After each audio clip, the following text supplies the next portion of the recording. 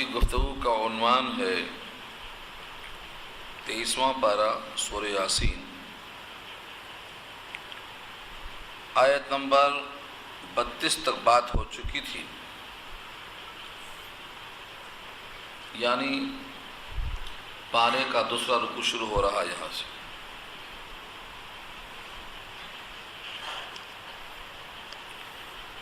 اس رکوع میں توحید کے دلائل ایسے پیش کیے جائیں گے جو بندہ مشاہدہ کرتا رہتا ہے، تاکہ اللہ کی قدرت پر اور جو دعویٰ ہے کہ دوبارہ ہم دنیا سے جانے کے بعد زندہ کریں گے، اس دعوے کی دلیل آ جائے۔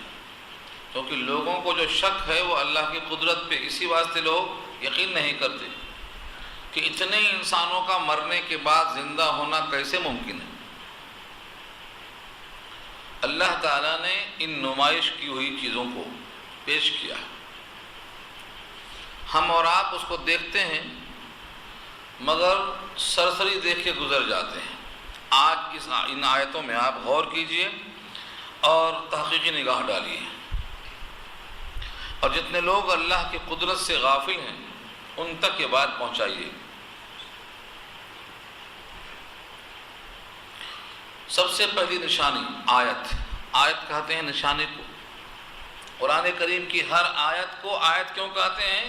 کہ وہ اللہ کے کلام ہونے کی نشانی ہے، کوئی دوسرا وہ جیسا کلام لا ہی نہیں سکتا، اسی لیے اس کو آیت کہا جاتا۔ آیت مانے نشانی۔ اگر وہ بندے کی ہوتی تو بندے بنا کے لاتے، آج تک کوئی 3 آیتیں بنا نہیں سکا، تو وہ آیتیں کیا ہیں؟ نشانی ہے کہ یہ کلام الہی ہے، انسان کے بس کی بات نہیں۔ اب یہاں جو آیت ہے وَآیَةٌ لَهُمُ الْأَرْضُ الْمَيْتَةُ، اور نشانی ہے ان کے لیے۔ کیا چیز نشانی ہے؟ لہم سے مراد کفار قریش اور ان کے بعد جتنے بھی آخرت کے انکار کرنے والے ہیں، سب کے لیے نشانی ہے۔ تو لہم سے مراد ان کے لیے، تمہارے لیے نہیں کہا، کیونکہ تم تو مومن ہو، تم تو اللہ پر یقین لا چکے ہو۔ تو لہم ان کے لیے، یعنی ہر وہ جو ابھی اپنا نہیں بن سکا ہے ان کے لیے نشانی ہے۔ پہلے مخاطب کفار قریش اور دوسرے مخاطب ہر منکر، جو بھی ہو، جہاں بھی ہو، جیسا بھی ہو۔ الارض المیتہ، الارض زمین، اور میتہ مردہ زمین۔ ہم سمجھتے ہیں کہ زمین مردہ نہیں ہوتی، زمین میں کیا جان ہے کہ مردہ ہوتی؟ ہاں، اللہ فرماتے ہیں زمین مردہ ہے۔ جس طریقے سے تم مردہ تھے، تم کو ہم نے زندہ کیا، زمین بھی مردہ ہے، ہم پانی برسا کر اس کو زندہ کرتے ہیں۔ مردہ زمین، اس پر گھاس نہیں، سبزہ نہیں، نباتات نہیں، کچھ بھی نہیں، لیکن جب پانی برستا ہے تو قوت نمو پیدا ہوتی ہے، ہریالی، شادابی، ہر طرف سے لہلہاتی ہے۔ تو یہ زمین جو مردہ تھی، یہ نشانی ہے ان کے لیے۔ نشانی کس کی ہے؟ کہ کوئی خالق ہے جو اتنی قدرت کا مالک ہے کہ اتنی تمام مردہ زمینوں کو زندہ کرنے پر قادر ہے۔ اور انسان بھی مر کر مٹی ہی میں جائے گا، تو جب مٹی کو زندہ کر کے دکھا رہا ہے تو تم بھی مٹی کا ایک حصہ ہو۔ تم کہتے ہو کہ ہم کو دوبارہ پیدا کرنا مشکل ہے، جب زمین کو زندہ کر کے تمہارے سامنے پیش کر دیا اور تم مر کر زمین میں مل جانے والے ہو، تو تم کو زمین کی طرح زندہ کرنا کیا مشکل ہے؟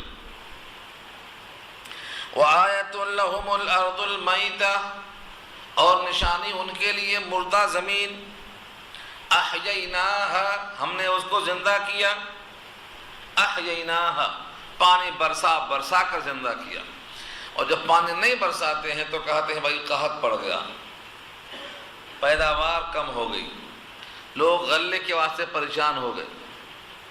اللہ تعالیٰ وہ بھی دکھاتے ہیں کہ تم یہ نہ کہہ سکو کہ نیچرل ہے، ہمیشہ برستے ہی رہتا، نیچرل نہیں ہے، ہمارا حکم ہے تو برستا۔ بادلوں کو نچوڑتے ہیں ہم، بخارات کو اکٹھا کرتے ہیں ہم نے ان کو زندہ کیا ہے پانی برسا کر۔ احییناها، ہم نے ان کو زندہ کیا۔ وَأَخْرَجْنَا مِنْهَا اور نکالا ہم نے اسی زمین سے حبن دانے. حبن کے معنی غلے کی اجناس. جتنے قسم کے غلے ہیں سب حبن کا ترجمہ ہے. چاہے وہ گیہوں کا دانہ ہو, چاول کا دانہ ہو, باجرے کا دانہ ہو, جوار کا ہو, جو بھی دانے ہیں, جتنے غلے کی قسمیں ہیں وہ سب حبن کا ترجمہ ہے. حبن کے معنی دانہ. ہم نے تمہارے لیے کیا کیا؟ دانے پیدا کیے. جو اللہ کی قدرت کو اور پیدا ہونے کو اور مرنے کے بعد پھر زندہ ہونے کو نہیں مانتے, وہ لوگ بھی فَمِنْهُ يَأْكُلُونَ اسی میں سے کھاتے ہیں. روٹی ہماری توڑتے ہیں, گن کسی اور کے گاتے ہیں, بھجن کسی اور کے پڑھتے ہیں. فَمِنْهُ يَأْكُلُونَ اسی دانے میں سے کھاتے ہیں جو ہم نے پیدا کیا. جتنی سجدہ گاہیں ہیں اور جہاں جہاں لوگ سجدہ کرتے ہیں ان میں سے کوئی بھی ان کو روٹی دینے پر قادر نہیں ہے, چاول کا دانہ دینے پر قادر نہیں ہے. اگر یہ ذرا برابر اپنے اندر احساس رکھتے تو جس کی کھاتے ہیں اسی کی گانا چاہیے تھا. جتنی سجدہ گاہیں ہیں ایک میں یہ قدرت نہیں ہے کہ وہ ایک دانہ پیدا کر سکے. فَمِنْهُ يَأْكُلُونَ مگر وہ لوگ بھی اسی دانے میں سے کھاتے ہیں. اللہ تعالیٰ نے شریف انسان کو دعوت دی ہے, تم کھاتے ہو کس کی روٹی اور گاتے کس کے ہو؟ دیکھو تم. وَجَعَلْنَا فِيهَا جَنَّاتٍ مِّن نَخِيلٍ وَأَعْنَابٍ اور بنایا ہم نے اسی زمین میں, زمین سے مراد یہی مردہ زمین. کیا بنایا؟ مردہ زمین کو ہم نے زندہ کر کے غلہ نکال کے اس میں اور کیا کیا بنایا؟ وَجَعَلْنَا فِيهَا بنایا ہم نے اسی زمین میں جنات. جنت کی جمع ہے. جنت کہتے ہیں باغ کو, اردو میں باغ, عربی میں جنت. جنینا چھوٹا باغ, چھوٹا. جنات جمع ہے باغات. من نخیل کھجوروں کے, وَأَعْنَابٍ انگوروں کے. اعناب جمع ہے عنب کی. عنب کے معنی انگور. زمین تو ایک ہے, پانی ایک ہے, لیکن ذائقہ کھجوروں کا میٹھا کر دیا, انگوروں کا کھٹ مٹھا کر دیا. اب اسی سے تم کبھی بہترین غذا بناتے ہو, کبھی نشہ بناتے ہو. سورہ نحل پارہ 14 میں اللہ فرماتے ہیں کہ تم اسی انگور سے کیا بناتے ہو؟ سکروں ورزقاً حسنا. سکر سکر سے بنا, نشہ تمہاری مرضی ہے. نشہ آور بنا کر دھت ہو جاؤ, مدہوش ہو جاؤ اپنے آپ سے. جو عقل دے کر امتیاز بخشا تھا اسے ختم کر لو, تمہاری مرضی. یا پھر اس کے حسن بناؤ. تو زمین ایک ہے, پانی ایک ہے, لیکن کھجوروں کے باغات اس کی مٹھاس دیکھو, انگوروں کے باغات اس کے ذائقے دیکھو. یہ ذائقوں میں فرق کرنے والا کون ہے؟ وَفَجَّرْنَا فِيهَا مِنَ الْعُيُونِ اور جاری کر دیا ہم نے, فجرنا جاری کر دیا ہم نے, فِيهَا اس زمین میں, من العیون عین کی جمع ہے چشمے, نہریں چلا دیا ہم نے. اس زمین میں کتنی خوبی ہے, کتنی خوبی ہے. اللہ تعالیٰ نے اس زمین کو ہمارے لیے اسٹاک, پانی کا اسٹاک کرنے کا نہریں جاری کر دی. پانی بہتا چلا جا رہا ہے اس زمین کے اوپر سے, اور وہ اپنے اوپر ہم کو ترجیح دے رہی ہے, پانی ہم تک بھیج رہی ہے, منتقل کر رہی ہے. اگر پورا پانی چوس لے تو کہاں سے پانی بہے گا؟ حالانکہ زمین چوستی بھی ہے, لیکن رب کریم نے کہا ہے کہ تیری سخاوت ہے کہ تو میرے حکم سے جتنا حاجت ہے اتنا لے لے, باقی جانے دے, مستحقین تک پہنچنے دے. اگر پورا پانی جذب کر لیتی تو ہم کیا کرتے؟ یہ قدرت اللہ کی ہے. وَفَجَّرْنَا فِيهَا مِنَ الْعُيُونِ ہم نے اسی زمین میں چشمے بہا دیے پانی کی. اللہ فرماتے ہیں ہمیں ان کی کوئی حاجت نہیں تھی. مردہ کو زندہ کرنے کی, پانی برسانے کی, کھجور اور انگور کے باغ بنانے کی اور دانہ پیدا کرنے کی ہمیں کوئی حاجت نہیں. ہم نے کیوں کیا؟ لِيَأْكُلُوا تاکہ کھائیں, وہی لوگ کھائیں جو ہمارے باغی ہیں، ہمارے خلاف چرچے کرتے ہیں، وہی لوگ کھائیں۔ لِيَأْكُلُوا مِن ثَمَرِهِ، تاکہ کھائیں وہ لوگ اس کے پھلوں میں سے۔ لفظ ثمر، ثا میم را، ثمر کے معنی نتیجہ، رزلٹ۔ پھل بھی درخت کا نتیجہ ہوتا ہے، اور اولاد بھی شادی کا نتیجہ ہوتی ہے۔ تو ثمر، درختوں کے پھل، جتنے بھی درختوں کے پھل ہیں سب یہ کھائیں، ان کو کھلانے کے لیے ہم اہتمام کر رہے ہیں۔ لِيَأْكُلُوا مِن ثَمَرِهِ، تاکہ وہ لوگ کھائیں اسی پھل میں سے۔ وَمَا عَمِلَتْهُ أَيْدِيهِمْ، ثمرہ پہ لام زبر لا بنا ہے، نو اسٹاپ فار ہیئر، یہاں ٹھہرنا نہیں، ملا کے دیکھو آگے، اگر ملائیں گے تو بات سمجھ میں آئے گی۔ تاکہ وہ لوگ کھائیں اس کے پھلوں میں سے۔ وَمَا عَمِلَتْهُ أَيْدِيهِمْ، حالانکہ نہیں کیا ہے ان کے ہاتھوں نے اس میں کوئی کام۔ وَمَا عَمِلَتْهُ، پھل اور غلہ کو اگانے میں ان کے ہاتھوں نے کیا کیا ہے؟ کچھ کیا ہے۔ ایدی، ہاتھ، ایدی یدن کی جمع، یدن مانے ہاتھ، اور ہم ان کے ہاتھ۔ وما عملتہ، کچھ نہیں کیا اس سلسلے میں۔ انگور کے درخت میں اور دیگر پھلوں کے پیدا کرنے میں، کسان یہاں بیٹھے ہوئے ہیں، دل پہ ہاتھ رکھ کے ایمانداری سے بولو، اتنا کیا ہے آپ نے کہ زمین نرم کیا ہے، کوپل نکل سکے، پانی ڈالا ہے لا کر کے، بیج رکھا ہے، لیکن اس بیج کو نکلنے کی طاقت آپ میں تھی؟ دنیا کے سارے کسان مل کر ایک بیج کی کوپل نکالنے پر قادر نہیں ہیں۔ رب کریم یہاں چیلنج کرتے ہیں، وما عملتہ، کہہ کر نہیں کام کیا ہے ان کے ہاتھوں نے، کھائیں گے یہی، حالانکہ ان کا کیا ہوا نہیں۔ لوگ کہتے ہیں کر کے کھاؤ، کر کے کھانے والا کون ہے؟ گیہوں آپ نے اگایا نہیں، چاول آپ نے اگایا نہیں، سیب آپ نے اگایا نہیں، کسی بھی پھل میں کسی کسان نے نہیں اگایا، اپنے ہاتھ سے کیا کھائیں گے؟ جو اوپر والے کام آپ کرتے ہیں اس سے کھانا نہیں ملتا، کھانا تو زمین سے نکلے گا اور اس میں آپ کا کوئی دخل نہیں ہے۔ تو اپنے ہاتھوں کے کسب سے جو کھاتا ہے یہ مجازی نسبت ہے، حقیقت میں اللہ کھلاتے ہیں۔ جتنے کھانے آج تک کھائے ہیں ایک ایک کا نام لے کے تجزیہ کر کے دیکھ لو گھر میں بیٹھ کے، کسی بھی کھانے میں آپ کے ہاتھوں کا دخل ہے کیا؟ مگر اللہ نے کھلایا، یہاں اشارہ اسی کی طرف ہے، ان کے ہاتھوں نے کچھ نہیں کیا۔ اور یہی بات سورہ واقعہ 27 میں آئی ہے۔ سورہ واقعہ میں کیا کہا اللہ نے؟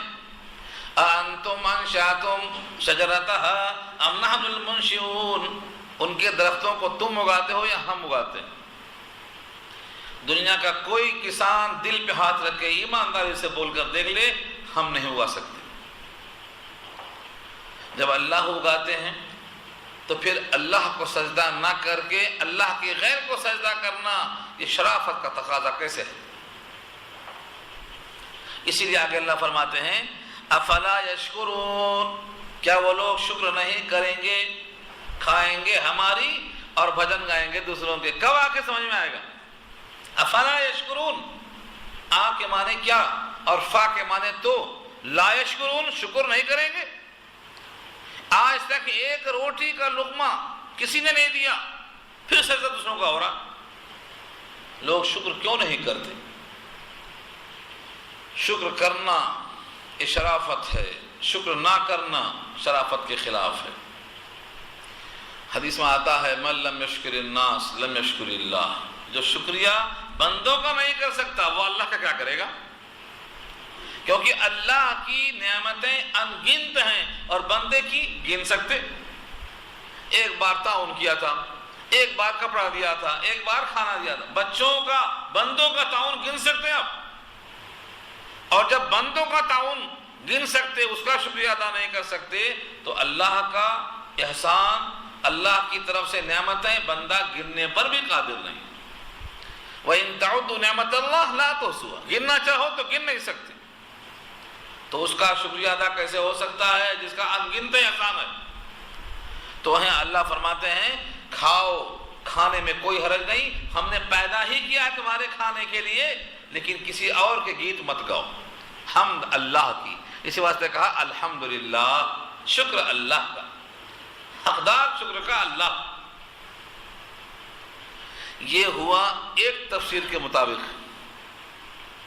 لفظ جو آیا ہے وما عملت ایدیہم، یہ تفسیر ہم نے کیا ہے ایک تفسیر کہ جب ہم نے ماں کو نگیٹو مانا ہے، ماں کو نافیہ مانا ہے۔ ایک تفسیر اس کی اور بھی آتی ہے شارحین کے نزدیک، وما عملت ایدیہم، وما عملت ایدیہم، جب ماں کو نافیہ نہیں مانیں گے بلکہ ماں کو موصولہ مانیں گے، الذی کے معنی میں لیں گے، اور ترجمہ کیا ہوگا؟ اور جو بنایا ہے ان کے ہاتھوں نے، اور جو بنایا ہے ان کے ہاتھوں نے، یعنی ہم نے تو جام پیدا کر دیا، اب اس نے جام کو کاٹ کے کالی مرچی نمک ملا کے جیلی بنا دیا، اب یہ مزہ آ رہا ہے، تو یہ کون بنایا؟ تو ہم نے مفرد دیا، جام دے دیا، آم دے دیا، انہیں آم میں شہد ملا کے، شکر ملا کے، دودھ ملا کے ملائی بنا کے کھا رہا، کیونکہ بندہ مرکب کھانے کا عادی ہے۔ جتنے دنیا میں حیوانات ہیں سب سنگل کھاتے، بکری پتا کھاتی کافی ہے اس کے لیے، شیر گوشت کھاتا بغیر نمک چٹنی کا، اس کے واسطے وہ کافی ہے، لیکن یہ حضرت انسان کو مرکب چاہیے اور ایک میز پہ 17 آئٹم چاہیے، ان کو 2 آئٹم سے پیٹ نہیں بھرتا۔ تو یہ ترجمہ کب ہوگا؟ جب الذی ترجمہ کیا جائے، وما عملت ایدیہم بمانا الذی عملت ایدیہم، جو انہوں کے ہاتھوں نے بنایا اس کا بھی مزہ لے رہے ہیں۔ کہتے ذرا ملا کے کھاؤ، ہاں یہ کدو کی کھیر ہے اور یہ قربانی کا میٹھا ہے، ذرا ملاؤ، ملا کے کھاؤ، کیا مزہ آ رہا ہے؟ یہ ملا کے کھانے کا جو مزہ ہے یہ صرف انسان کی خاصیت ہے۔ اللہ فرماتے ہیں اتنے مزے کے کھانے کھاتے ہو، حالانکہ زبان کو ذائقہ ہم نے دیا ہے، وہ بھی تو گوشت کی بوٹی ہے۔ جس طرح ہم نے جسم کے دوسرے حصوں کو بنایا ہے، ایسے ہی اگر زبان کے ذائقے کو ہم چھین لیں تو ذائقہ سے محروم ہو جاؤ گے۔ اور بعض لوگ ایسے ہیں، بیماری میں کبھی ایسا ہوتا ہے کہ ذائقہ چھین لیتے ہیں۔ ہمارے ایک دوست کے بیٹے کا ایسا حال ہوا، وہ کہتے ہیں سب ٹھیک ہو گیا لیکن ذائقہ بھی ٹھیک نہیں ہوا، میٹھا ہے کہ کھٹا ہے کہ نمک ہے پتہ نہیں چل رہا ان کو۔ ایک زبان پوری سرو نہیں کیا، زبان کی ایک صفت ہے ذائقہ بتانا، اس سے محروم کیا تو تڑپ رہے ہیں مچھلی کی طرح۔ جسم کے کتنے حصے ہیں، ہر حصے کے کتنے خواص ہیں اور کتنے صفات ہیں، مگر بندے کو کہاں خبر ہے، کیونکہ ابھی تو زبان چرخائے لے رہی ہے۔ جب زبان ترسے گی بولنے کو، لوگ کہیں گے کلمہ پڑھ لو لا الہ الا اللہ، اور نکلنے کی طاقت نہیں ہوگی، جب سمجھ میں آئے گا۔ اب تو طاقت دیا اللہ، اس لیے جتنا ہو سکے شاکر بننے کی صحیح کر لو، یہ پیغام دیا اللہ نے۔ افلا یشکرون کہہ کر، سبحان الذی خلق الازواج کلها مما تنبت الارض ومن انفسهم ومما لا يعلمون۔ سبحان، پاک ہے وہ ذات۔ سبحان کے معنی وہ ذات پاک ہے، کسی عیب کو اس کی طرف منسوب نہیں کر سکتے، کوئی خامی کوتاہی ادھر منسوب نہیں کر سکتے، تمام خوبیوں کا مالک ہے، تمام عیوب سے پاک اور منزہ ہے۔ یہ ترجمہ کس کا ہے؟ سبحان کا ہے۔ سبحان اللہ، یہی مطلب ہے۔ سبحان اللہ کا مطلب اللہ کی ذات ہر عیب سے پاک ہے۔ یہاں اللہ نے سبحان کہا کر شروع کیا کیونکہ جو اگلی بات آ رہی ہے وہ لوگوں نے ملاوٹ کی ہے۔ لوگوں نے کیا ملاوٹ کی ہے؟ اللہ کو بیوی ہے، اللہ کو بیٹیاں ہیں، اللہ کی اولاد ہے، اللہ کے بیٹے ہیں، یہ عیب ہے۔ پہلے اللہ فرماتے ہیں دماغ صاف کر لو، اللہ کی ذات پاک اور بے عیب ہے، کوئی عیب کی طرف منسوب کرتا ہے تو وہ غلط ہے۔ سبحان الذی خلق الازواج کلها، پاک ہے وہ ذات جس نے پیدا کیا تمام جوڑے، ازواج زوج کی جمع ہے جوڑے، اور کلہا سب کے سب۔ زمین کا جوڑا آسمان لگایا، ہے کوئی دمدار، جوڑا لگا دیا، رات کا دن سے لگا دیا، عورت کا مرد سے لگا دیا، دنیا کی ہر مخلوق میں، یہاں تک کہ جو زمین سے سبزہ نکلتا ہے سبزے میں بھی مذکر مؤنث نر مادہ رکھا ہے اللہ نے۔ سائنس والے تو آج تحقیق کر رہے ہیں بیچارے، آج پہنچے ہیں، اور یہ قرآن کریم کی آیت 1431 سال پہلے آ چکی ہے کہ زمین سے اگنے والے گھاس میں جوڑے میں رکھا اللہ نے۔ سبحان الذی خلق الازواج کلھا، لفظ کلھا بتاتا ہے کہ جوڑوں سے کوئی پاک نہیں سوائے اللہ کے۔ اور یہی بحث آئی ہے سورہ فجر میں، والشفع والوتر کہا کر فرمایا اللہ نے، شفع جوڑے اور وتر جوڑے سے پاک۔ تو اللہ کا جوڑا بنانا یہ شرک، اللہ کو پسند نہیں۔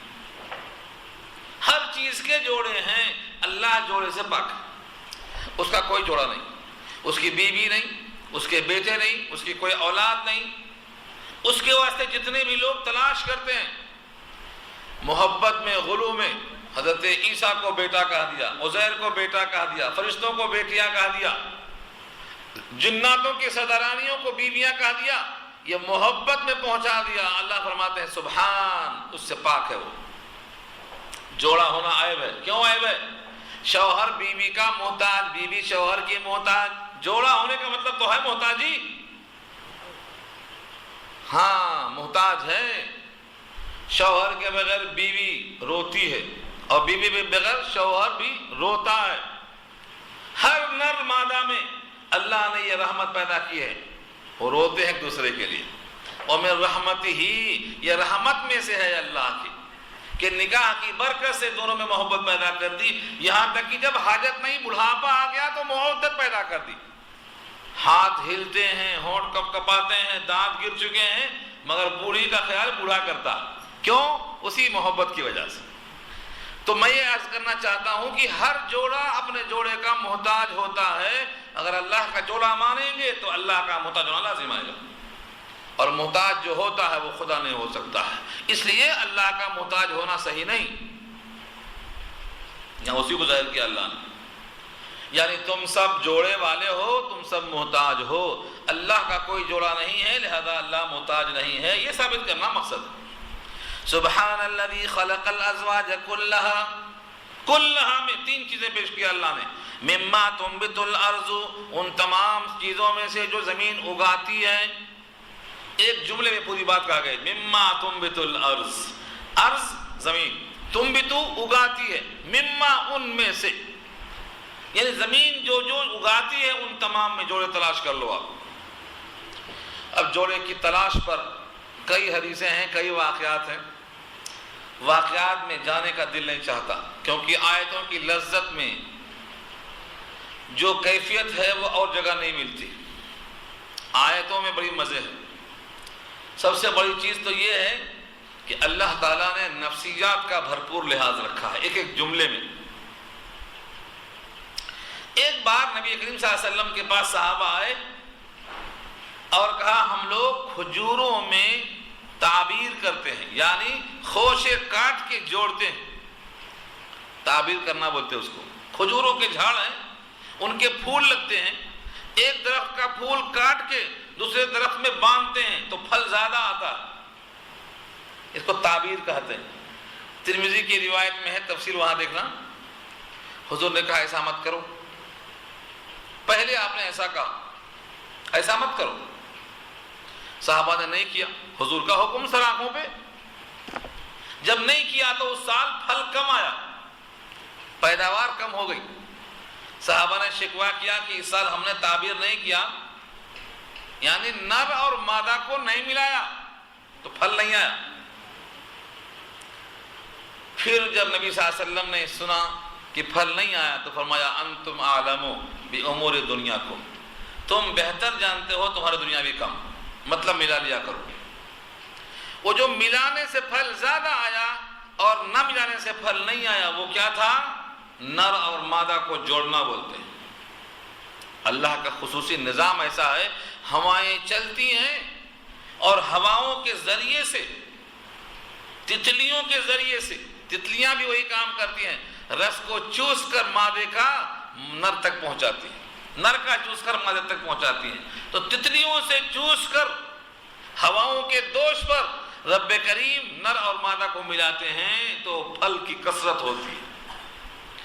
لیکن غافل انسان جو اپنے ماتھے کو ہر جگہ ٹیکتا ہے، اسے کیا معلوم نظام کیسا ہے اللہ کا۔ تو مما تنبت الارض کا ترجمہ ہے زمین جو جو اگاتی ہے ان تمام میں اللہ نے جوڑے کا انتظام کیا۔ اللہ فرماتے ہیں ٹھیک ہے تمہیں نباتات کا علم نہیں ہے، اپنے آپ میں تو دیکھ لو، وَمِنْ أَنفُسِهِمْ وَمِنْ أَنفُسِهِمْ، انفس جمع ہے نفس کی، خود ان میں، ان کی ذات میں ہم نے رکھا ہے جوڑا، ہے نر اور مادہ میں جوڑا رکھا ہے۔ تمہاری نسل کی افزائش ایسا ہی بڑھتی ہے۔ اور اللہ فرماتے ہیں سبزیوں کو تو تم جانتے ہو، اپنے آپ کو بھی پہچانتے ہو، وَمِمَّا لَا يَعْلَمُونَ، اور کچھ چیزیں ایسی بھی ہیں جن کو عام لوگ نہیں جانتے، وہاں بھی جوڑا رکھا ہے۔ کبھی غور نہیں کرتے آپ؟ حشرات الارض ہیں، کیڑے مکوڑے ہیں، چرند و پرندے ہیں، ان تمام میں ہم نے جوڑا رکھا ہے اور ان تمام کے نظام کو ہم نے بنایا ہے۔ یہ ہے وَمِمَّا لَا يَعْلَمُونَ، اور ان چیزوں میں سے جس کو وہ نہیں جانتے۔ یہ کیا ہے؟ اللہ کی قدرت، اللہ کی وحدانیت۔ اللہ جو چاہے وہ کر سکتے ہیں، بندے کی عقل محدود ہے، علم محدود ہے، اپنے علم سے اللہ کے فیصلے کو پہچاننا ہمارے بس کی بات نہیں۔ یہ تو اللہ کا احسان ہے کہ وحی بھیج کر، اپنی کتاب بھیج کر ہم کو مطلع کر دیا۔ اگر وہ مطلع نہ کرتا تو بھی ہمیں اپنے وجود کے ذریعے اپنے پیدا کرنے والے کو پہچاننا فرض تھا۔ یہ تو اللہ کا احسان ہے۔ دوسری نشانی دیکھیے کیا ہے، وَآیَةٌ لَهُمُ اللَّيْلِ، اور ان کے واسطے نشانی ہے رات۔ رات وَآیَةٌ نشانی ہے، لہم ان کے لیے، اللیل رات۔ نشانی کیا ہے اس میں؟ نسلخ منہ النہار، ہم کھینچ لیتے ہیں اس پر سے دن کو، فَإِذَا هُمْ مُظْلِمُونَ، بس اچانک وہ تاریکی میں رہ جاتے ہیں۔ تاریکی کیسے آئی بولو؟ اس رات کے اوپر ایک چادر تھی دن کی روشنی کی، وہ روشنی کی چادر سورج کے ذریعے اللہ نے پھیلا رکھا تھا، نسلخو، اس کو ہم کھینچ لیتے ہیں۔ کبھی مسلخ سنا آپ نے؟ مسلخ، مسلخ کسے کہتے ہیں؟ مسلخ کہتے ہیں جہاں بکرے کی کھال کھینچی جائے، وہ مسلخ ہے۔ اور یہاں کیا ہے؟ نسلخ ہے، نسلخ ہم کھینچتے ہیں۔ وہاں بکرے کی کھال کھینچ دیا تو گوشت نظر آتا ہے، اور یہاں دن کی چادر کھینچ دیا تو رات نظر آتی ہے۔ اللہ فرماتے ہیں ساری کائنات جو منور تھی، ہم نے دن کی اوپر سے چادر اتار دیا، سب اندھیرے میں پڑ گئے۔ ساری کائنات کے لوگ اس نظام کو بدل نہیں سکتے۔ اتنی عظیم قدرت ہے، کیا وہ تم کو پیدا کرنے پر قادر نہیں ہے؟ یہ پیش کیا رب کریم نے۔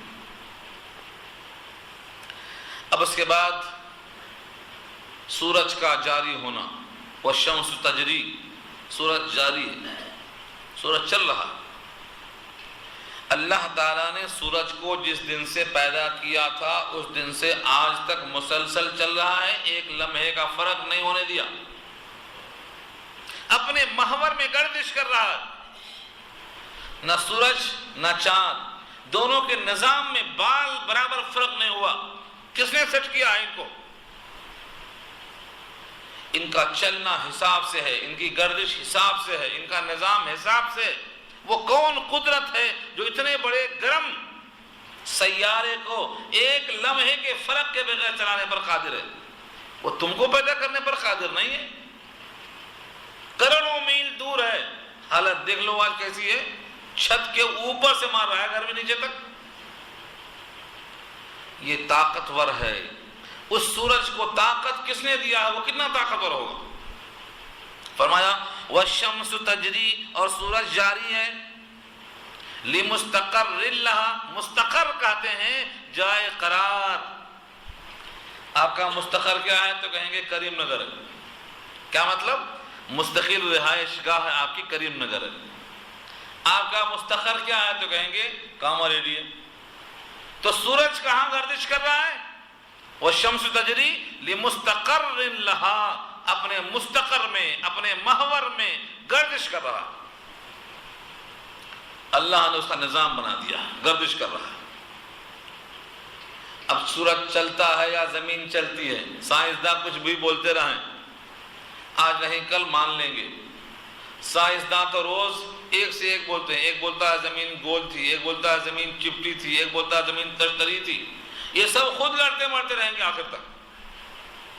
قرآن کا اسلوب ہے سورج چل رہا ہے تو چل رہا ہے، زمین چلتی ہے یا رکی ہے اس سے یہاں بحث نہیں ہے۔ اس آیت میں اتنا کلام ہے کہ سورج چل رہا ہے، زمین چل رہی ہے رکی ہے، یہاں کوئی کلام نہیں ہے۔ اس سلسلے میں کلام اس کے بارے میں ساکت ہے۔ اتنی باتیں ہیں کہ سورج چل رہا ہے، اور قرآن کریم عام انسانوں کی نگاہوں سے بات کرتا ہے، اور عام انسان چاہے جنگل کا ہو چاہے شہر کا ہو، آنکھوں سے دیکھے گا سورج چل رہا ہے بولے گا۔ دنیا کا کوئی انسان انکار نہیں کر سکتا ہے اس کا۔ سورج یہاں تھا وہاں چلا گیا، وہاں تھا وہاں چلا گیا، ڈوب گیا نکل گیا، تو سورج کے چلنے کا انکار کوئی آنکھ نہیں کر سکتی۔ والشمس تجری، اور سورج جاری ہے، لمستقر لہا، اپنے مستقر کے لیے، اپنے نشانی کے لیے چلتی ہے۔ ذالک تقدیر العزیز العلیم، یہ تقدیر بمانا مقدرات، اندازہ۔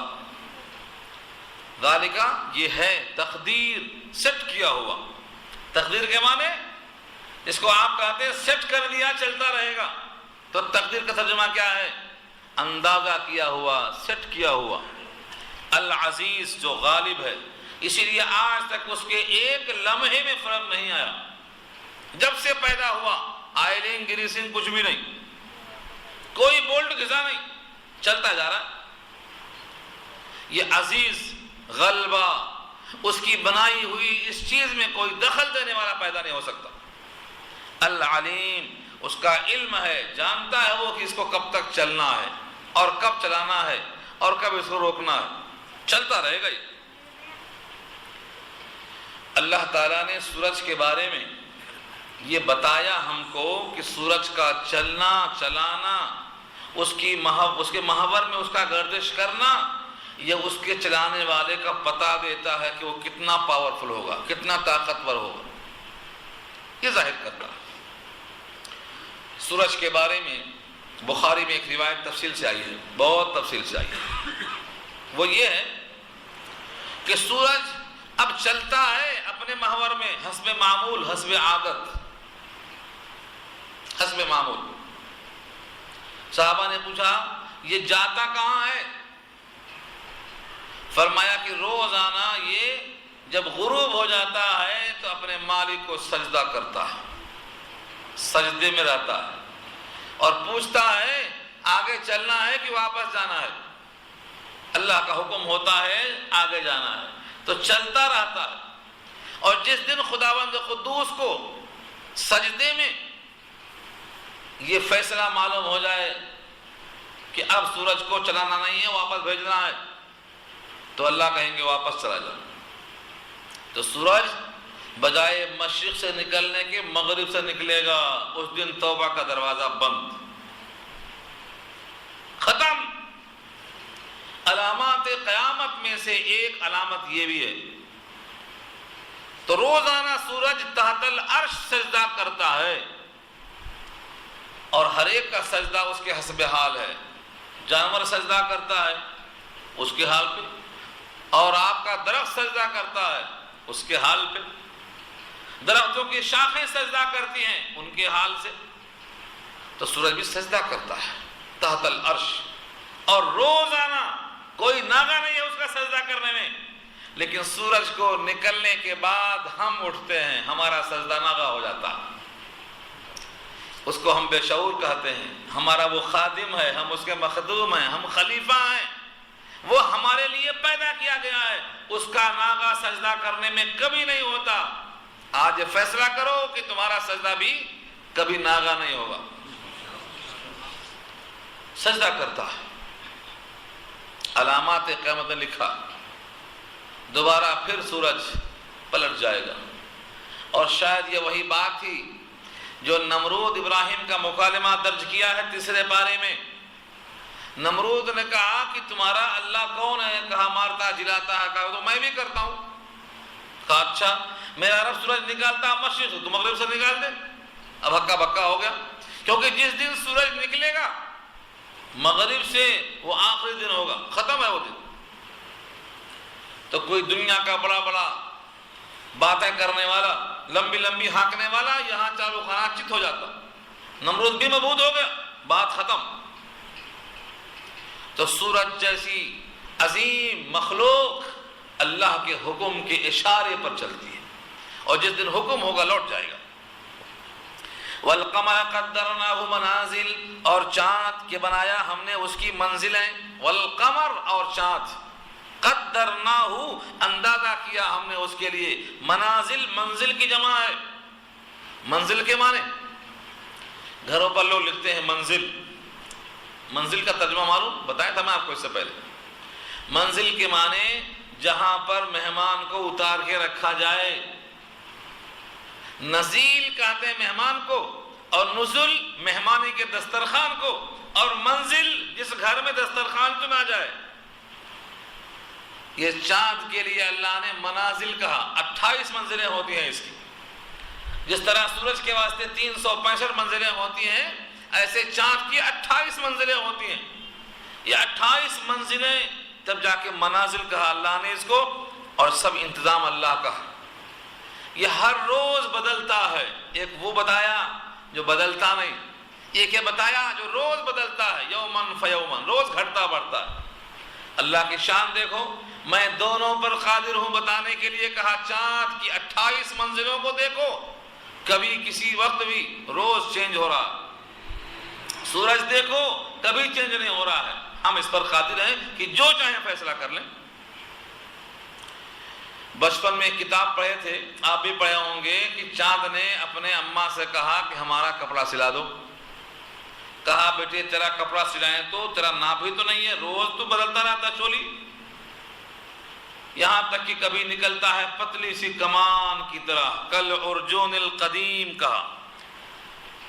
کھجور کے درختوں کی جو ٹہنی ہوتی ہے پتلی کاڑی، ایسا تو نکلتا ہے. پھر روز آنا تھوڑا تھوڑا موٹا ہوتا ہے. شباب آتا ہے، پھر زوال شروع ہوتا ہے. تیرا کپڑا کیسا بنائیں؟ اللہ کی یہ طاقت اور قدرت ہے کہ ایک کو بنایا جو ناقابل تبدیل ہے، ایک کو بنایا جو روز روزانہ چینج ہو رہا ہے، روز کا روز چینج ہو رہا. یہ اللہ کی قدرت ہے. اللہ فرماتے ہیں ہم نے منزلیں بنائی چاند کی، مقرر کر دی. حتی عاد، یہاں تک کہ وہ لوٹا. کل عرجون، کل میں جو کاف ہے وہ تشبیہ کے لیے ہے جیسے. اور عرجون کے معنی آتے ہیں ٹہنی کے. کھجور کی پرانی ٹہنی کہا. پرانی کس کا ترجمہ ہے؟ قدیم کا. قدیم گھر ہے یہ، قدیم مسجد ہے، قدیم محلہ ہے. تو قدیم کا مطلب پرانی. تو ارجون پرانی ٹہنی کی طرح ہو جاتا ہے، سوکھ کر پتلی کاڑی ہو جاتی ہے. وہ بھی کھجور کی شاخ، اس کی شاخ کو آپ سکھا دیجئے تو بالکل باریک پتلی ہوتی ہے. یہ تشبیہ ہے چاند جب نکلتا ہے پہلے دن. تشبیہ دیا اللہ. اللہ فرماتے ہیں سورج اور چاند دونوں کو ہم چلاتے ہیں، دونوں کی منزلیں ہمارے قبضے میں ہیں. لیکن مجال ہے کہ سورج چاند سے آگے بڑھ جائے یا چاند سورج سے آگے بڑھ جائے. ایک دوسرے میں کبھی بغاوت ہو جائے. چاند بولے ہم کب تک تمہارے پیچھے پیچھے رہیں گے، آج تو ہم آگے نکلیں گے. کبھی بغاوت کی مجال نہیں. آگے فرمایا لَلشَّمْسُ يَنبَغِي لَهَا، مناسب نہیں ہے سورج کو. لَلشَّمْسُ يَنبَغِي مناسب، لہا اس کے لیے. لَلشَّمْسُ يَنبَغِي لَهَا، سورج کی مجال نہیں ہے، اس کے واسطے مناسب نہیں ہے. أَن تُدْرِكَ الْقَمَرَ، کہ پکڑ لے چاند کو. مجال نہیں. کبھی آپ نے سنا ہوگا چاند بے نور ہو رہا ہے، خسوف قمر. روشنی چلی گئی. روشنی کیوں جاتی ہے؟ یہ اللہ کا انتظام ہے کہ چاند اور سورج کی محاذات جتنی قریب ہوتی ہے بدر کامل بنتا ہے، اور جب اس سے شعاعیں نہیں ملتی ہیں تو اللہ تعالیٰ اس کے نور کو چھین لیتا ہے. یہ دکھانے پر اللہ قدرت کا اشارہ فرماتے ہیں. ہم جب چاہیں اس کو بے نور کر دیں، ہمارے قبضے میں ہے یہ. لیکن سورج کی مجال نہیں ہے کہ وہ چاند سے آگے چلا جائے، ایک دم نہیں آ سکتا آگے. لَلشَّمْسُ يَنبَغِي لَهَا، نہیں مناسب ہے آفتاب کو، ان تدرکا کی پکڑ لے القمر چاند کو، وَلَا اللَّيْلُ سَابِقُ النَّهَارِ، اور نہ رات کی مجال ہے کہ سبقت کر جائے دن پر. دن پر رات چڑھ جائے، دن کو میں نکلنے نہیں دیتی، ہمت نہیں ہے. یہ بے جان چیزیں ہیں. نہ رات دن پر سبقت کر سکتی ہے اور نہ سورج چاند پر سبقت کر سکتا ہے. ہر ایک کو ہم نے کیا کیا ہے؟ اپنے حکم کا پابند کر دیا ہے. وَكُلٌّ فِي فَلَكٍ يَسْبَحُونَ، اور ہر ایک اپنے اپنے محور میں تسبیح کر رہا ہے. تسبیح کا مطلب کیا ہے؟ یسبحون، تیر رہا ہے. تیرنا ان کی تسبیح ہے. کلٌ فی فلک یسبحون، ہر ایک اپنے دائرے میں اپنے محور میں. یسبحون سباحہ کے معنی تیرنے کے آتے ہیں. تیر رہے ہیں. تیرنا کیوں کہا؟ کھوٹی نہیں لگی ہے ان کو باندھ دینے کی، یا اس میں کوئی چمک نہیں ہے، کوئی پکڑ نہیں ہے، یہ بالکل آزاد ہے. لیکن اللہ نے ان کے لیے ایک حدود مقرر کر دیا ہے جس کا نام محور ہے. یہ اپنے اپنے محور میں گردش کر رہے ہیں، یعنی اپنے پاؤں کو آگے نہیں پھیلاتے. ہمارے محاورے میں کیا ہے بھائی؟ پاؤں نکالنا شروع کر دیا، مطلب کیا ہے؟ اپنے حد سے آگے بڑھ رہا ہے. ان میں اللہ نے یہ قدرت رکھی ہے، اپنی طاقت کا مظاہرہ کرتے ہیں لیکن اپنے حدود سے آگے نہیں بڑھتے. اے انسان، تو بھی اپنے حدود میں رہ کر اپنے مالک کا وفادار بن کے رہ. یہ مطلب ہے. وَآيَةٌ لَهُمْ أَنَّا حَمَلْنَا ذُرِّيَّتَهُمْ فِي الْفُلْكِ الْمَشْحُونِ، اور نشانی ان کے لیے یہ ہے، انا بے شک ہم نے، حملنا لادا ہم نے ان کو. کہاں؟ حملنا ذریتہم، ان کی ذریت کو، ان کی ذریت کو، اولاد کو. کہاں لادا؟ بھری ہوئی کشتی میں. فی الفلک المشحون، فلک کے معنی کشتی اور مشحون کے معنی بھری ہوئی. بھری ہوئی کشتی میں ہم نے ان کی اولاد کو لادا. اس سے مراد اگر عام کشتی ہے تو آپ دیکھ لو، سمندر میں پانی ہے، پانی پتلا ہے، کنکر پھینکو ڈوب جاتا، کنکر بھی ڈوب جاتا. لیکن اس کے اوپر کشتی ہے، کشتی کا وزن، پھر اس کے اوپر لدے ہیں ہزاروں ٹن. ان تمام کو لے کر رکی ہوئی نہیں ہے، ڈوبتی نہیں ہے، چلتی ہے. یہ چلانا ہمارا، اس کشتی کو، ان کی اولاد کو لے کے چلنا، یہ ان کے واسطے نشانی ہے کہ رب نے ہمارے لیے سیال پانی پر کشتی کو چلا کر قدرت کا مظاہرہ کر دیا. اور ہم ہیں کہ اس کا حکم ماننے کو تیار نہیں، اس کے بلانے پر حاضر ہونے کو تیار نہیں. یہ ہے جب عام کشتی ہو، عام کشتی. اور اگر اس سے مراد ہو طوفان نوح کی کشتی تو کیا حرج ہے کہ ساری دنیا پانی میں غرق ہے اور جن کو ہم نے چاہا کشتی کے اندر رکھ لیا، ساری کائنات غرق ہو گئی، کشتی والوں کو ہم نے بچا لیا. ہم ایسا آج بھی کرتے ہیں کہ جس کی کشتی جو ہے چاہتے ہیں بچاتے ہیں، اور چاہتے ہیں تو کشتی ڈباتے بھی ہیں. اب تو جہاز بھی ڈوبنے لگے، اور جہاز کو ڈبانے کے وقت میں کوئی پرسان حال نہیں، کوئی مدد کو پہنچنے والا نہیں. آگے جملہ وہی آ رہا ہے، وَخَلَقْنَا لَهُم مِّن مِّثْلِهِ مَا يَرْكَبُونَ، اور بنایا ہم نے ان کے لیے مِن مِّثْلِهِ، اسی کے مثل، کشتی کے مثل، جس کا مطلب پانی کا جہاز. کشتی کے مثل بنایا ہم نے. کیا بنایا اس کے مثل میں؟ ما یرکبون، جس پر لوگ سواریاں سوار کرتے ہیں. اس سے مراد کشتی ہو، اسٹیمر ہو، پانی کا جہاز ہو، جتنی آئندہ چیزیں پیدا ہوں گی سب اسی میں داخل ہیں. ما یرکبون، جس پر لوگ سوار ہوتے ہیں اسی کشتی کے مثل ہم ان کو چلاتے ہیں۔ پھر یہ مت سمجھو کہ اب تم کشتی پر چلانے لگے، چلنے لگے تو ہماری تمہیں ضرورت نہیں۔ ہماری قدرت کا عالم یہ ہے وَإِن نَشَأْ نُغْرِقْهُمْ، اور اگر ہم چاہیں تو ڈبا دیں، غرق کر دیں۔ غرق کہتے ہیں جب جسم کا پورا حصہ پانی میں ڈوب جائے تو غرق بولتے ہیں، آدھا نکلا ہوا تو غرق نہیں ہے، بال بھی ڈوب گیا تو غرق ہوا۔ وَإِن نَشَأْ، اور اگر ہم چاہیں نُغْرِقْهُمْ، تو ان کو غرق کر دیں، فَلَا صَرِيخَ لَهُمْ، تو نہ ہو ان کے لیے کوئی چیخ و پکار، وَلَا هُمْ يُنْقِذُونَ، اور نہ ان کے واسطے کوئی خلاصی کے راستے۔ صریخ کہتے ہیں اس آواز کو جب کوئی مرتا ہے تو چلاتا ہے، بچا لو بچا لو، یہ صریخ ہے۔ چاہے پانی میں ڈوبتے وقت چلائے، یا آگ میں جلتے ہوئے چلائے، یا بلڈنگ گر گئی دبا ہوا چلائے، مرنے والا جب چلاتا ہے بچاؤ تو صریخ کہتے ہیں اس کو۔ اللہ فرماتے ہیں اگر ہم کشتی کو ڈبا دیں فلا صریخ لہم، تو ان کے لیے کوئی فریاد سننے والا نہیں، ولا هم ينقذون، اور نہ کوئی ان کو چھڑانے والا۔ ينقذون کے معنی آتے ہیں اس مصیبت سے رہا کرنے والا، کوئی نہیں۔ الا رحمتا منا، سوائے رحمت کے ہماری ہی رحمت جوش میں آ جائے کہ یہ ہمارا ہی تو بندہ ہے، اگرچہ وفادار نہیں ہے، غدار ہے، لیکن بندہ ہمارا ہے۔ اس طرح ہمارے اوپر ہمارے پکارنے والے کو ہم سن کر کے ہماری رحمت جوش میں آ جائے، یہ ہو سکتا ہے، کیونکہ 100 سال کا باغی بھی اگر اللہ کو محبت سے پکار لے تو اللہ پھر سن لیتے ہیں۔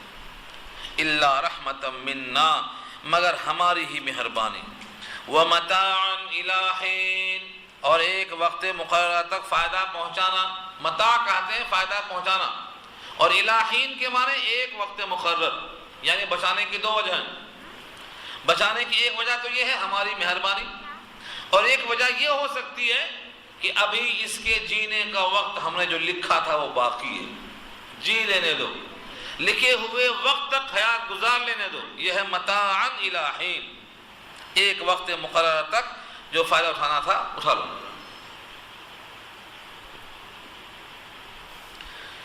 اب یہاں سے بندوں کے صفات، بندوں کی کجروی، بندوں کا ٹیڑھا پن، بندوں کے اخلاق میں خرابی کیسی کیسی دکھائیں۔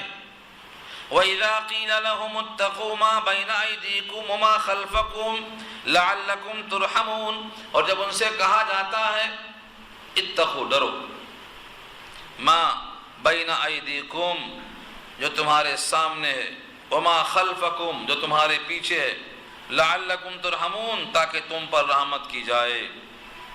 یعنی جو عذاب تمہارے سامنے ہے، جو عذاب تمہارے پیچھے ہے، اس عذاب سے بچو خدا کا حکم نہ توڑ کے، تاکہ تم پر رحمت کی جائے۔ تو یہ بندے ان نشانیوں کا مذاق اڑاتے ہیں، جیسے وَمَا تَأْتِيهِم مِّنْ آيَةٍ مِّنْ آيَاتِ رَبِّهِمْ إِلَّا كَانُوا عَنْهَا مُعْرِضِينَ، اور نہیں آتی ہے ان کے پاس کوئی نشانی ان کے رب کی طرف سے مگر وہ لوگ اس سے اعراض کرتے ہیں۔ تو یہاں بھی وہی کرتے ہیں، یعنی خرابی یہ ہو گئی ہے کہ ہر چیز کو غیر سنجیدہ ہو کر سوچتے ہیں، غیر سنجیدہ ہو کر مذاق میں، ہنسی میں اڑا دیتے ہیں، اور جب بھی کوئی نشانی آئی تو اس کی پرواہ نہیں کرتے بلکہ اس سے اعراض کرتے ہیں، اور اس کو بجائے سنجیدگی سے سوچنے کے، غور و فکر کرنے کے، مذاق میں ٹال دیتے ہیں۔ وَإِذَا قِيلَ لَهُمْ، اور جب ان سے کہا جاتا ہے خرچہ کرو، انفقوا، خرچہ کرو، کہاں خرچہ کرنا ہے؟ یہ بندے خرچے کے نام پر کس طرح سوچتے ہیں۔ وَإِذَا قِيلَ لَهُمْ أَنفِقُوا، اور جب ان سے کہا جاتا ہے خرچہ کرو، مما، اس میں سے جو رزقکم اللہ، تم کو رزق دیا ہے اللہ نے، اس میں سے خرچہ کرو۔ تم جب ماں کے پیٹ سے پیدا ہوئے تھے تو تمہاری مٹھیاں بند تھیں، منہ میں دانت نہیں تھی، پیٹ میں آنت کمزور تھی، مسوڑے بنائے، دانت بنائے، مٹھیوں میں ہاتھ میں پیسہ دینے کے قابل بنائے۔ ہم کہتے ہیں ہم نے جو دیا ہے اس میں سے کچھ خرچ کرو. تم لے کر پیدا نہیں ہوئے تھے ماں کے پیٹ سے. اتفاق سے ہر بچہ مٹھی بند کر کے پیدا ہوتا. مٹھی میں کھولو کچھ نہیں, صرف مقدر لے کے آتا ہے. جتنی روٹی جتنی بوٹی لکھا کے آیا ہے کم نہیں ہوتی. ایک روٹی اور ایک بوٹی کم نہیں ہوتی. بلا وجہ پریشان رہتا, اس میں اضافہ بھی نہیں ہوتا. اضافہ کما بھی لیا تو اللہ پرہیز لگا دیتے, یا 50 سال کے بجائے 25 سال میں مار دیتے. مرضی اللہ کی, ان کا حکم. رزق میں کمی ذاتی نہیں ہوتی, لکھ دیا اللہ نے, ماں کے پیٹ میں لکھ دیا. اب جو ہم نے دیا ہے تم تو کھا رہے ہو, پی رہے ہو, پہن رہے ہو. تمہارے دائیں بائیں ذرا دیکھ لو, تمہارے رشتہ داروں کو دیکھ لو, غریبوں کو دیکھ لو. وہ بھی تمہارے کچھ نہیں ہوں گے, لیکن تم اور وہ انسان ہونے میں بھائی بھائی ہو. آدم کی اولاد دونوں ہو, دونوں کا درد ایک ہے, دونوں کی بھوک ایک ہے, دونوں کی خواہش ایک ہے, دونوں کی تڑپ ایک ہے. تم کو دیا, اس کو نہیں دیا. اللہ اس پر قادر تھے کہ اس کو بناتے دینے والا اور تجھ کو لینے والا. تو کیا کرتا؟ خرچہ کر دو. کیا بولتا؟ اللہ نے اگر ہم کو دیا ہے اس کو نہیں دیا, تو مطلب اگر اللہ چاہتے تو جیسے ہم کو دیا اس کو بھی دے دیتے. جس کو اللہ نے خود نہیں دیا اسے ہم کیوں دیں؟ ہاں منطق دیکھو, جس کو اللہ نے نہیں دیا اسے ہم کیوں دیں؟ اگر چاہتا اللہ تو جیسے ہم کو دیا اس کو دے دیتا. دیکھو آیت, وَإِذَا قِيلَ لَهُمْ أَنفِقُوا مِمَّا رَزَقَكُمُ اللَّهُ, تم کو جو رزق دیا اللہ نے اس میں سے کچھ خرچ کر دو. قَالَ الَّذِينَ كَفَرُوا لِلَّذِينَ آمَنُوا, تو ان لوگوں نے کہا جنہوں نے کفر کیا ہے ایمان والوں سے. یعنی یہ عمل کافر کا ہو سکتا ہے, مومن کا نہیں ہو سکتا. مومن تو درد والا ہوتا ہے, اپنے بھائی کا لحاظ کرتا. الخلق عیال اللہ, تمام مخلوق کنبہ ہے اللہ کا, سب کا خیال کرتا, صدقہ ہر ایک کو دیتا لیتا. یہ کافر کا عمل ہے, لیکن افسوس سے کہنا پڑتا ہے کہ کافرانہ عمل آج ایسا عام ہو گیا ہے کہ سب لوگ اس میں شریک ہو گئے. کیا کہا کافر نے؟ کہا ایمان والوں سے, کیا کہا؟ نطعم, کیا ہم کھلائیں؟ کوسچن مارک, کیا نطعم, ہم کھلائیں؟ من, ان تمام لوگوں کو, لو یشاء اللہ اطعمہ, اگر اللہ چاہتا تو خود کھلا دیتا. اللہ چاہتا تو انہیں کھلا دیتا. اور تم جو ہمیں کھلانے کی دعوت دے رہے ہو, ان انتم الا فی ضلال مبین, نہیں ہو تم مگر کھلی ہوئی گمراہی میں. ان انتم سے جو جملہ آ رہا ہے, یہ جملے کا تعلق دونوں سے ہو سکتا ہے. یعنی جو کھلانے کا حکم دے رہا ہے, جب اس نے یہ سنا تو اس نے کہا کہ تم نہیں ہو مگر کھلے ہوئے گمراہی میں. کیونکہ اللہ تعالیٰ براہ راست بھی رزق دینے پر قادر ہے, لیکن تمہارے ہاتھ سے دلانے میں تمہارا نفع ہے. زمین کے کیڑے مکوڑوں کو, حشرات الارض کو, سب کو غذا دینے پر وہ قادر ہے. لیکن بیوی کو غذا دیتا ہے شوہر کے ہاتھ سے. کیوں؟ کہتا ہے جب تم بیوی کو کھلاؤ گے, لقمہ منہ میں داخل کرو گے تو تم کو صدقے کا ثواب ملے گا. تمہارا ثواب کیسے ملتا؟ اس کو کھلانے پر تمہیں جو اجر ملتا تھا وہ ڈوب جاتا. تو مقصد تو یہ ہے کہ اللہ تم کو اسی بہانے سے اجر دے دے. ہمارا دیا ہوا پھر بھی تم دے رہے ہو, تب بھی اجر. اللہ کی شان دیکھو, شوہر کما کے لایا, بیوی نے پکایا, اور باہر فقیر مانگتا ہے تو نوکر کے ہاتھ سے بھیجایا. فقیر کے ہاتھ میں کھانا پہنچا تو اس میں تینوں کو اللہ برابر دیتا ہے. شوہر کو کمانے کا, بیوی کو پکانے کا, نوکر کو پہنچانے کا. کیا مالک کی شان ہے؟ یہ بندے سمجھتے نہیں. سمجھتے ہیں کہ ہم دے دیں گے ہمارا اتنا کم ہو جائے گا. کم نہیں ہوگا. ابن آدم کی قسم کھایا نبی اکرم صلی اللہ علیہ وسلم نے, میں قسم کھاتا ہوں ابن آدم کی, تم میں سے کوئی بھی اللہ کے نام پر دینے سے کبھی مفلس نہیں ہوگا. قسم کھایا رب کریم کی. ایک تو صادق الامین ہیں, صادق المصدوق ہیں, اور اوپر سے وہ قسم کھاتے ہیں کہ میں قسم کھاتا ہوں تم میں سے کوئی بھی اللہ کے نام پر دینے سے مفلس نہیں ہوگا. بلال سے کہا کرتے تھے انفق یا بلال ولا تخش من ذی العرش اخلالا, بلال خوب خرچہ کرو, عرش والے سے قلاشی کا اندیشہ مت کرو. نبی کی یہ تعلیم ہے, اللہ کی یہ تعلیم ہے, اور بندوں کا مزاج یہ ہے کہ دیں گے تو خرچہ ہو جائے گا. یہ نہیں سمجھتے کہ جیب میں کچھ نہیں تھا, آیا کہاں سے, پھر وہیں سے آئے گا. کنویں کا پانی نکالیں گے سوتے سے پھر نکلے گا. یہ اگر سمجھ میں آ جائے کہ پھر نکلے گا, جہاں سے پہلی بار آیا وہاں دوبارہ آئے گا, 2 بار جہاں سے آیا تیبارہ وہاں سے آئے گا, تو انسان کی بخیلی کم ہو جائے. ایک حدیث سنا کر آگے چلتا ہوں. روزانہ 2 فرشتے آسمان سے اترتے ہیں. مسلم کی روایت ہے, ابو ہریرہ اس کے راوی ہیں. روزانہ 2 فرشتے اترتے ہیں. ایک فرشتہ کہتا اے اللہ دینے والے کو دوسرا مال دے دے. ہاں, اے اللہ دینے والے کو دوسرا مال دے دے. فرشتہ آمین بولتا ہے.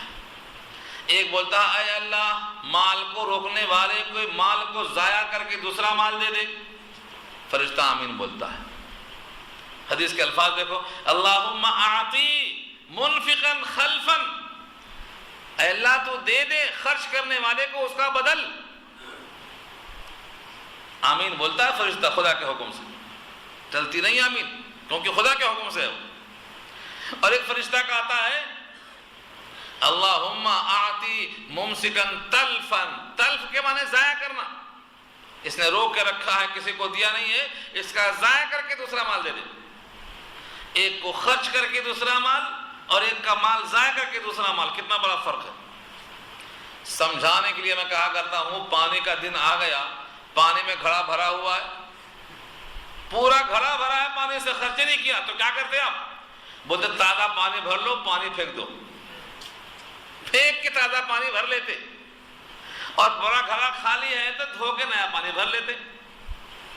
بس یہی مثال یہاں بھی ہے. مال رکھنے کی چیز نہیں ہے, مال جمانے کی چیز نہیں ہے. مال تو بہرحال خرچ ہونے کی چیز ہے. خرچ کر لو نہیں تو خرچ کرا دیا جائے گا. دے دو اجر لے لو ورنہ تباہ کر دیا جائے گا. یہ وارننگ ہے اللہ کی طرف سے. اور آخرت میں سزاؤں سے بچنے کا یہی راستہ ہے. کبھی بھی یہ مت سمجھو کہ مال میرا ہے. اگر مال آپ کا ہے تو یہ حکم بھی آپ کے لیے اللہ کا ہے. جس نے آپ کو مال دیا ہے اسی کا حکم ہے, اور اگر آپ نے اس کا حکم نہیں مانا تو اس کو چھیننا بھی آتا ہے, بدلنا بھی آتا ہے. ہم نے دیکھا اپنی آنکھوں سے جن دروازوں پر لوگ دستک مارتے تھے اس زمانے کے بعد اسی گھروں کے اندر رہنے والے بن گئے, اور گھروں کے اندر رہنے والے باہر رہنے والے ہو گئے. اللہ کی قدرت ہے, نظام ہے عالم.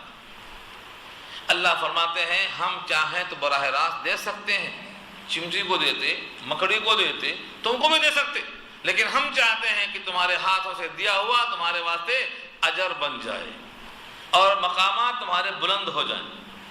اس واسطے یہ نظام بنایا اللہ. مخلوق پر شفقت ایک عنوان ہے, مستقل 1 گھنٹے کا بیان ہے یہ. مخلوق پر شفقت کیوں دیں ہم کسی کو؟ مخلوق پر شفقت بہت اہم چیز ہے, اس کو آپ سنیے. یہاں اللہ فرماتے ہیں وَيَقُولُونَ, یہ لوگ کہتے ہیں مَتَى هَذَا الْوَعْدُ, یہ وعدہ پورا کب ہوگا؟ قیامت آئے گی, مردے زندہ ہوں گے, حساب کتاب ہوگا, جنت میں جائیں گے, یہ وعدہ کب پورا ہوگا؟ دادا پردادا سب مرتے چلے آئے, یہاں تک ہم پہنچ گئے, یہ وعدہ کب پورا ہوگا؟ وَيَقُولُونَ, اور کہتے ہیں بطور انکار کی مَتَى هَذَا الْوَعْدُ, یہ وعدہ پورا کب ہوگا؟ ان کنتم صادقین, اگر تم سچے ہو. نبیوں سے کہا تم سچے ہو تو یہ وعدہ کب پورا ہوگا؟ اللہ فرماتے ہیں ما ينظرون الا صيحة واحدة, یہ انتظار نہیں کرتے ہیں مگر ایک چیخ کا. ما ينظرون, انتظار نہیں کر رہے ہیں الا مگر صیحہ, صیحہ کے معنی دلدوز آواز, واحدہ معنی ایک, ایسی دلدوز آواز تأخذہم جو ان کو پکڑ لے گی, وہم یخصمون, اور وہ باہم جھگڑ رہے ہوں گے. قیامت کب آئے گی؟ ایک سوال کرے گا، ایک جواب کرے گا، ایک آواز نکلے گی، سب ختم۔ یہ باہم جھگڑ رہے ہوں گے، آواز نکل گئی تو کافی ہے، ایک آواز کافی ہے۔ اسرافیل کے منہ میں سور لگا ہوا ہے، خالی آواز دیا تو سب ختم۔ اتنا کم وقت لگے گا سارے کائنات کو ختم کرنے کے لیے۔ اللہ نے خود کہا ہے وَمَا أَمْرُ السَّاعَةِ إِلَّا كَلَمْحِ الْبَصَرِ أَوْ هُوَ أَقْرَبُ۔ ہمارے لیے قیامت کا لانا آنکھ جھپکنے سے زیادہ نہیں لگے گا۔ وَمَا أَمْرُ السَّاعَةِ إِلَّا كَلَمْحِ الْبَصَرِ أَوْ هُوَ أَقْرَبُ۔ اللہ اکبر، کیا چاہنا ہے مالک کی؟ ساری کائنات کو ختم کرنے کا نام قیامت ہے۔ کتنا ٹائم لگے گا؟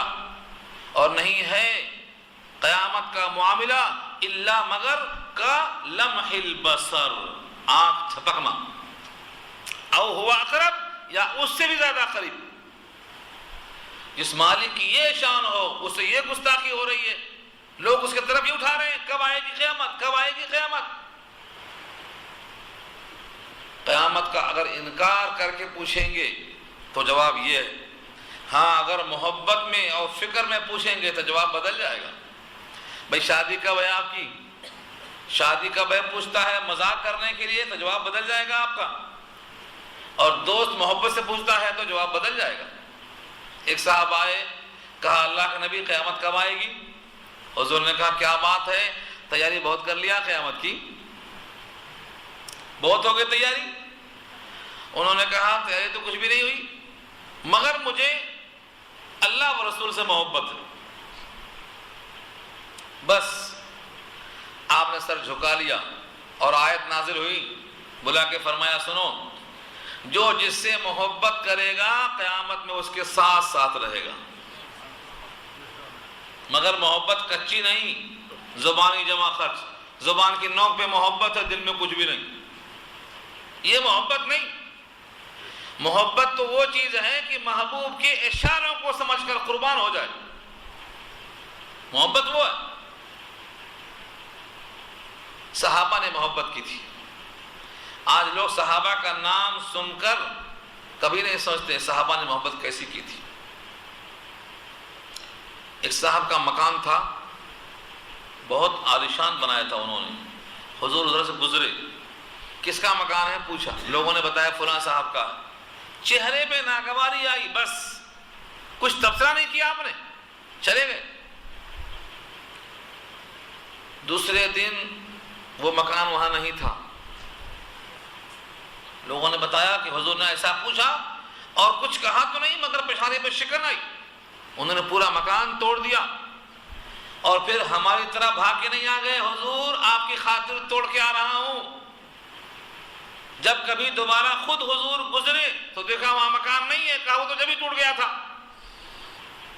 جیسا دوسروں سے خبر ملی تھی ایسا دوسروں سے اطلاع مل رہی ہے۔ ہمارے پاس محبت کا تقاضا یہ ہوتا بھاگے بھاگے آ کے بتاتے، بتاتے نہیں، جتاتے۔ محبت محبوب کے سامنے جتائی نہیں جاتی، محبت وہ شے ہے جو مانیو الفاظ میں لائی نہیں جاتی، یہ وہ نازک حقیقت ہے جو سمجھائی نہیں جاتی۔ انسان جب کسی کا دیوانہ ہو جاتا ہے تو اس کے بول، اس کے لباس، اس کا حلیہ، اس کی منشا، اس کے اشارے، اس کی ہر چیز کی نقل کرتا ہے۔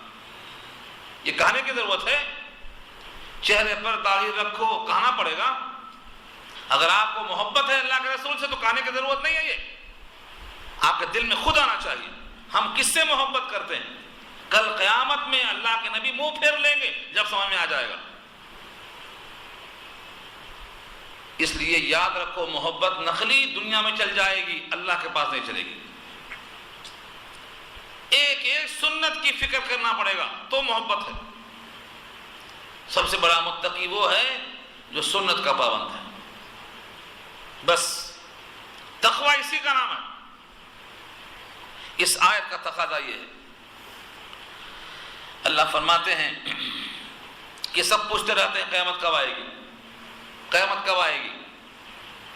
تو جس کو محبت سے پوچھنا ہے اس کو تو یہ جو ہے انعام ملا کہ جس سے محبت ہے ساتھ رہے گا، لیکن جو بطور انکار کے پوچھتے ہیں ان کا جواب یہ ہے کہ انکار مت کرو، ایک ہی آواز کافی ہے اور وہ جھگڑتے ہی رہ جائیں گے اسی میں۔ حدیث میں آتا ہے قیامت جب آئے گی تو ایک آدمی بحث کرتا ہوا ہوگا، ایک آدمی دودھ نکالتا ہوا ہوگا، ایک آدمی کپڑا کھول کے تھان کپڑے کی تعریف کر کے بیچ رہا ہوگا، ایک آدمی اپنے گھر کے حوض کو لیپ رہا ہوگا۔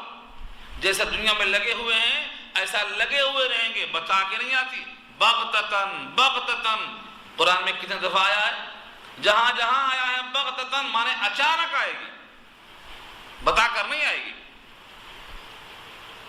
جو آدمی جہاں جس حال میں ہے اسی حال میں آئے گی۔ اس لیے سدھر جائیں گے، ابھی بڑھاپا آئے گا نہیں، جوان ابھی ہیں، ابھی فلاں ہیں، یہ سب شیطانی وساوس ہیں۔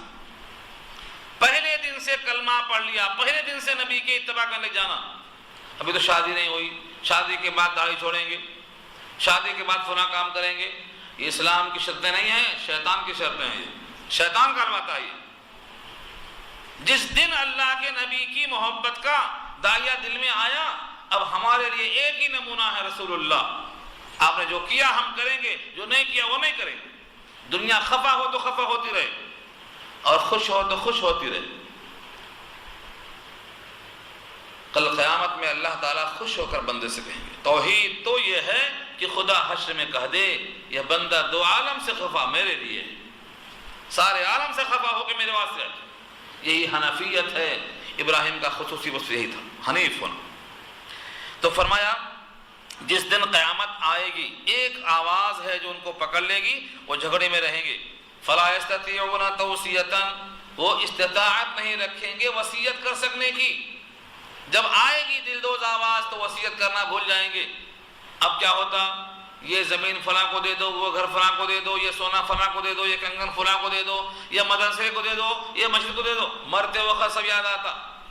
یہاں فرماتے ہیں جب اچانک آئے گی تو وصیت کرنے کا موقع نہیں ملے گا۔ فلا یستطیعون، استطاعت نہیں رکھیں گے، وہ فرصت نہیں ملے گی ان کو توصیتاً وصیت کرنے کی۔ ولا الی اہلہم یرجعون، اور نہ اتنی فرصت ملے گی کہ وہ اپنے اہل کی طرف لوٹ کے گھر آ سکیں۔ سڑک پر جا رہے تھے، مر گئے، وصیت کیا، گھر میں آئے، میں جا رہا ہوں بیگم، خدا حافظ بولنے کا موقع ملا نہیں ملا۔ اسی واسطے کہا ہے کہ تم جب بھی رہو جہاں رہو مسلمان بن کے رہو، کیونکہ تمہارا موت کا وقت بتا کر نہیں آئے گا اور تم کو مرنا ہے اسلام کی حالت میں۔ وَلَا تَمُوتُنَّ إِلَّا وَأَنْتُمْ مُسْلِمُونَ، یہ خطبہ نکاح کی آیت میں کیوں کہا گیا؟ موت بتا کر نہیں آتی، کبھی بھی آ سکتی۔ جب کبھی بھی آ سکتی ہے تو ہم مسلمان رہ کر حیات گزاریں کہ کبھی بھی آئے تو کوئی غم نہیں، آ جاؤ، ہم تیار ہیں چلنے کے لیے۔ اور تیار ہونا پڑے گا خوشی سے یا ناگواری سے۔ مومن تو خوش ہوتا ہے۔ ابن ماجہ کی روایت میں ہے، بندہ مومن کے پاس فرشتہ جب روح نکالنے آتا ہے تو کہتا ہے آپ کے رب نے آپ کو سلام کہا ہے، چلیے بلایا ہے۔ کون نہیں جائے گا والا؟ موڈ دیکھ کر سب چل پڑیں گے۔